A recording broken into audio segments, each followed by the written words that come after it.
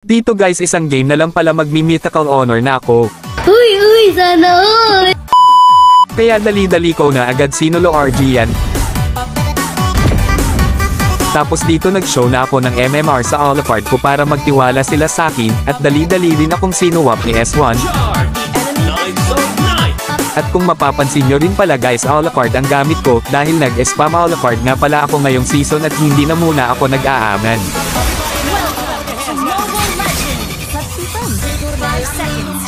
Tapos dito naging maganda naman ang early ko, ang kaso ganito ang mga nangyari.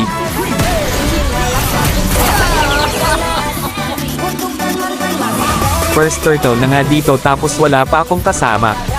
Kaya pinilit ko pa ring mag-contest, kaso nabigyan lang ako dito at yung tank namin late nang dumating. Tapos dito nagdalaw na lang ako sa gold lane, kaso tingnan nyo yung tank namin may ulti naman siya, kaso ang layo niya kaya nabigyan na naman ako dito, tapos papasok na naman siya kung kailan wala nang kasama.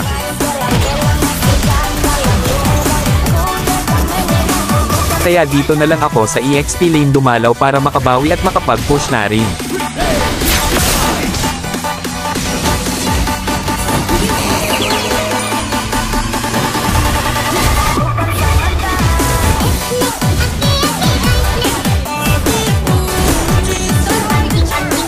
Tapos dito guys hindi ko na pipatigilan, talo kami dito at ginawa ko naman ang best ko para manalo kami pero wala talaga.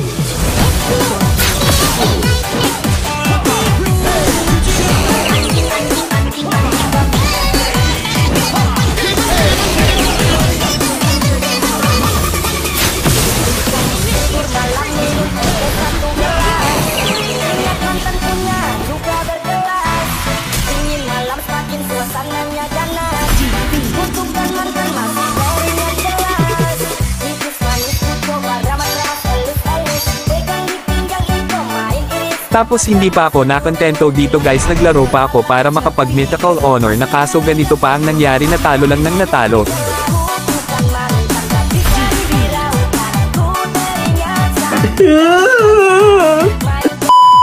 Tapos ito na nga ang star ko ngayon, pati story ko tingnan nyo haha.